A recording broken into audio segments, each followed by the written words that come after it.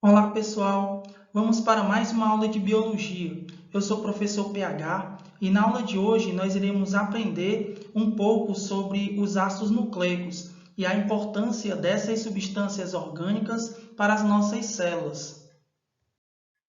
Existem dois tipos básicos de ácidos nucleicos, o ácido desoxirribonucleico, ou DNA, e o ácido ribonucleico, ou RNA. O DNA carrega as informações genéticas referentes ao funcionamento das nossas células, agindo de forma indireta no nosso metabolismo, como mostra o desenho. O DNA produz o RNA, que produz todas as proteínas do nosso organismo, ou seja, cada proteína do nosso corpo é produzida a partir dos ácidos nucleicos. A estrutura da molécula de DNA que conhecemos foi idealizada por dois cientistas norte-americanos, Watson e Crick, em 1953. Eles criaram uma estrutura tridimensional, explicando que a molécula de DNA era composta de duas fitas que giram em torno de um eixo imaginário em espiral, formando uma dupla hélice. Eles também mostraram que cada fita era constituída de unidades menores, chamadas de nucleotídeos. Os nucleotídeos são as unidades que compõem as fitas dos ácidos nucleicos, tanto no DNA como no RNA. Cada nucleotídeo apresenta três componentes, como você pode ver na figura: o fosfato, a pentose, que é um tipo de açúcar, e a base nitrogenada. Veremos mais adiante que os nucleotídeos se diferenciam no tipo de pentose e nos tipos de bases nitrogenadas. Em contrapartida, o fosfato não muda. O ácido desoxirribonucleico, ou DNA, é formado por uma dupla fita de nucleotídeos em forma de dupla hélice. Na figura, você pode ver um exemplo de um pedaço de DNA.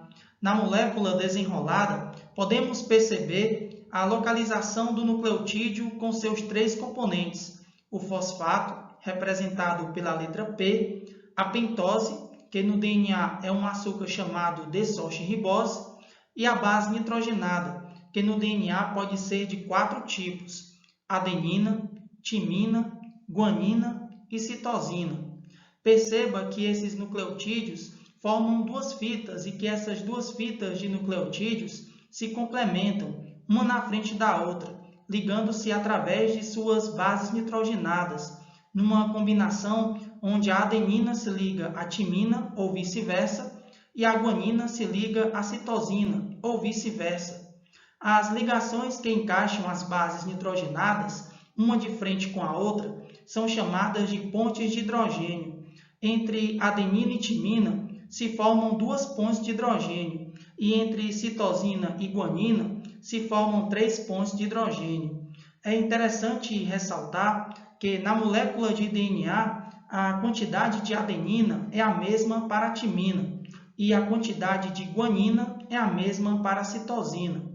Também é importante falar que são as bases nitrogenadas do DNA as responsáveis em gravar o nosso código genético para produzir as proteínas, que geram as nossas características biológicas. Uma molécula de DNA pode originar outras duas moléculas de DNA. Esse mecanismo é chamado de duplicação semiconservativa do DNA e acontece quando novas células são formadas. Vamos observar na figura.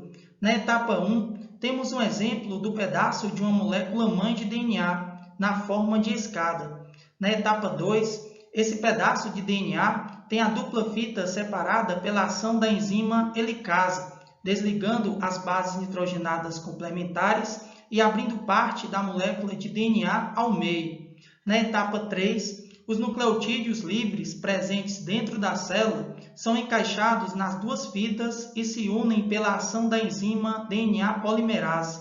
Na etapa 4, surgem duas moléculas filhas de DNA, idênticas à molécula mãe e ainda possuindo partes dessa molécula mãe conservadas em suas estruturas. Por isso, a duplicação do DNA é chamada de semiconservativa.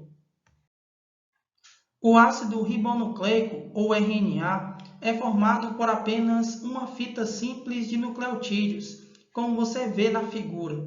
Se desenrolarmos a molécula de RNA, percebemos a fita de nucleotídeos e que cada nucleotídeo possui os 3 componentes: o fosfato, a pentose, que no RNA é um açúcar chamado ribose, e a base nitrogenada, que no RNA pode ser de 4 tipos: adenina, uracila, guanina e citosina. Note que o RNA difere do DNA com relação a uma base nitrogenada. O RNA possui a uracila ao invés de timina.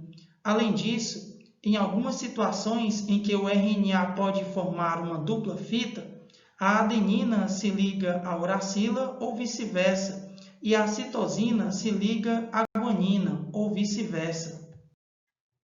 Existem 3 diferenças básicas entre DNA e RNA. A primeira diferença é no número de fitas. No DNA são geralmente 2 e no RNA é geralmente uma fita. A segunda diferença está na pentose. No DNA, a pentose é do tipo desoxirribose e no RNA, a pentose é do tipo ribose. E a terceira diferença está nas bases nitrogenadas. O DNA possui uma base nitrogenada em particular, que é a timina. Já o RNA possui a uracila como base nitrogenada particular. Eu espero que vocês tenham compreendido esse assunto e até a nossa próxima aula.